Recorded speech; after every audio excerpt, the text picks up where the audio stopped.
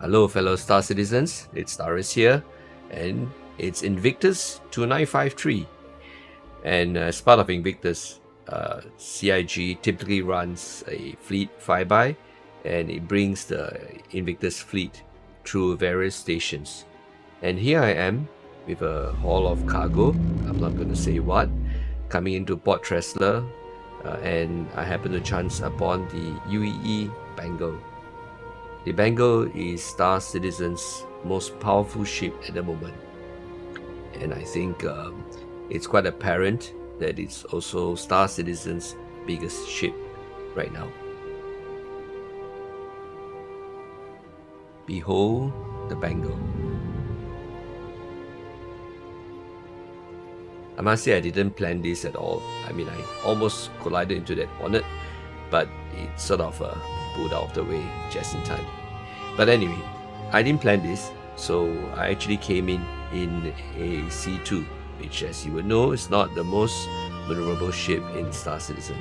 But, I'm not sure why, but I actually had the foresight to put on the Invictus paint job on the C2.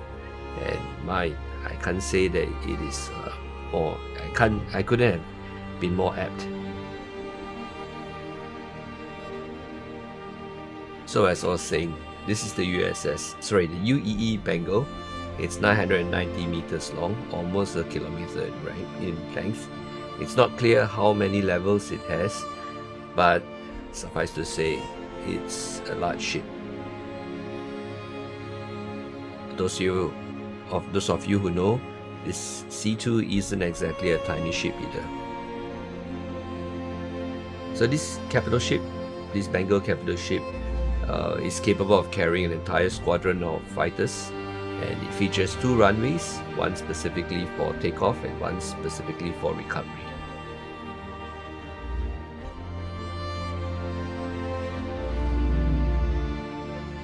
Apparently, according to law, the hangar of the Bengal can actually hold ships the size of a constellation.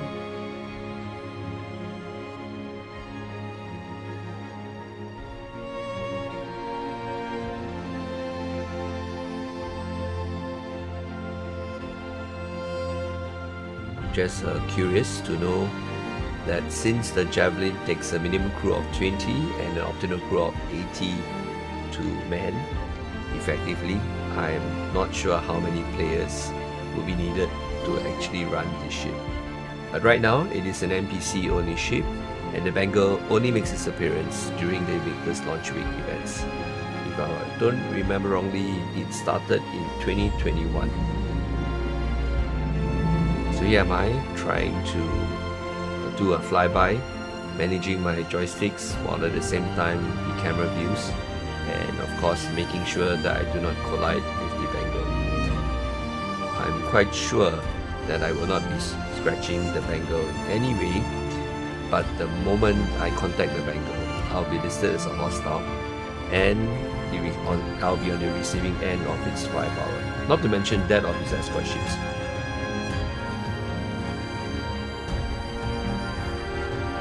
And even if this is a size 3 ship, the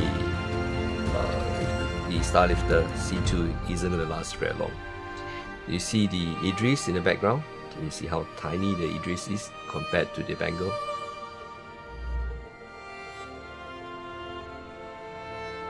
I'm trying to get as close as possible to the hull, and you'll start to see some of the Bengal's turrets. Remember, I'm flying a C2.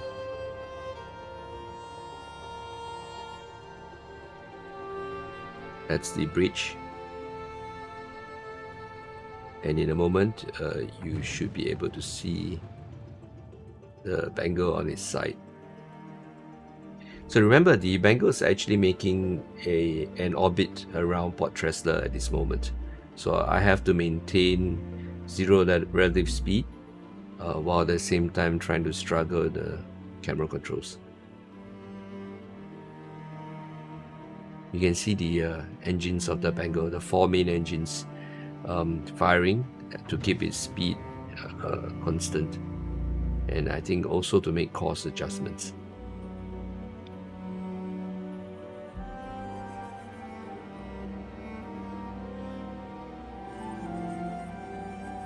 you look up close, the ports on the side there are actually dead for turrets. And now, here's the main gun of the Bengal, aptly called the Shipbreaker. It's, if I'm not wrong, it's a size 12 laser cannon. Size 12, guys. And there are 4 of them. So, Shipbreaker, it's aptly named. Here's the Shipbreaker again, and you can get a bit of a size contrast with the C2 and the Shipbreaker.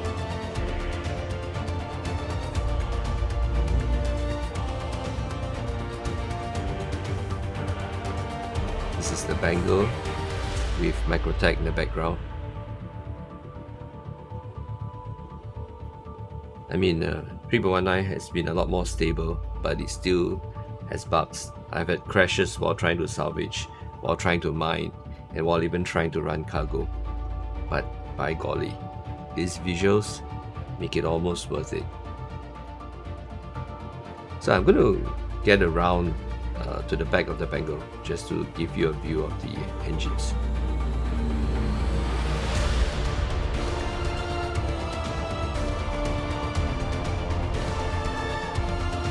You should see the F8 Lightnings together with Hammerheads and Idrises that form part of the Bengal's escort fleet.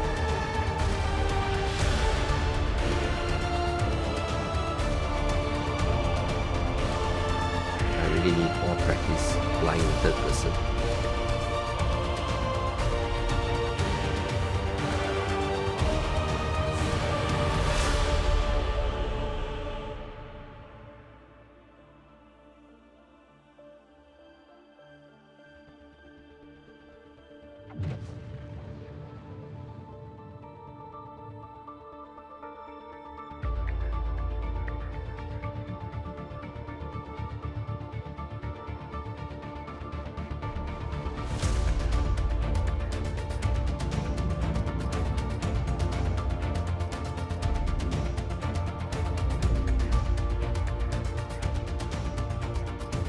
C2 feels absolutely tiny when compared to the Bengal.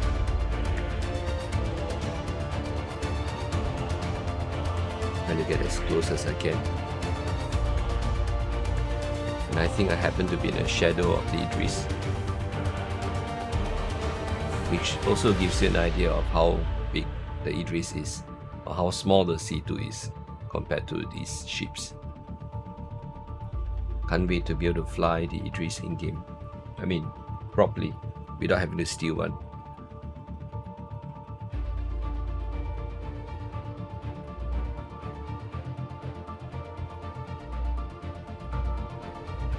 So yeah, I think the two runways of the Bengal are actually in parallel. Yeah, but that certainly gives the Bengal, having two runways, gives the Bengal more options in flight ops. You can be launching twice the number of ships and get them into space instead. I hope, I mean, I've been waiting for this game since 2014. I hope to see the day when you can actually see the Bengal in action. I mean, I've had participated in the recent Xenotrat event as well as the one last year. And it's really just amazing to see the Javelin fly in and go head to head with 2, even 3 Idrises. It's quite amazing. I'm sure the Bengal will be an even more spectacular ship to watch in combat. That's the Idris.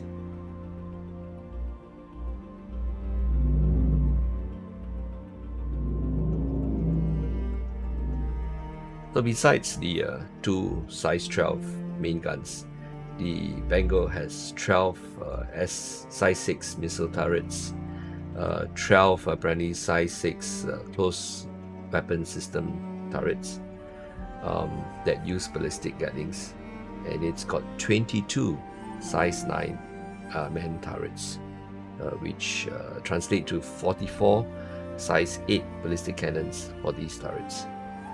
And at the same time, it has 76 size 7 AA remote turrets.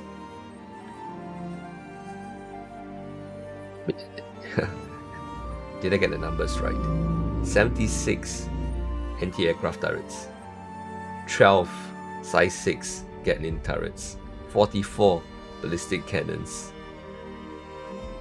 6 missile launchers, and the 4 size 12 guns that make up the shipbuster.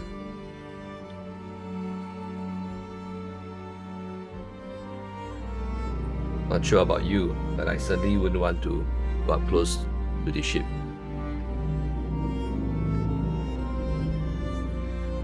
Of course, it remains to be seen whether the Furies can be hit, but hopefully we'll find out one day. Anyway, the Bengal has come to a halt, and poof, it's gone to warp malquantum. Alright, ladies and gentlemen, thank you for joining. This is Starus out.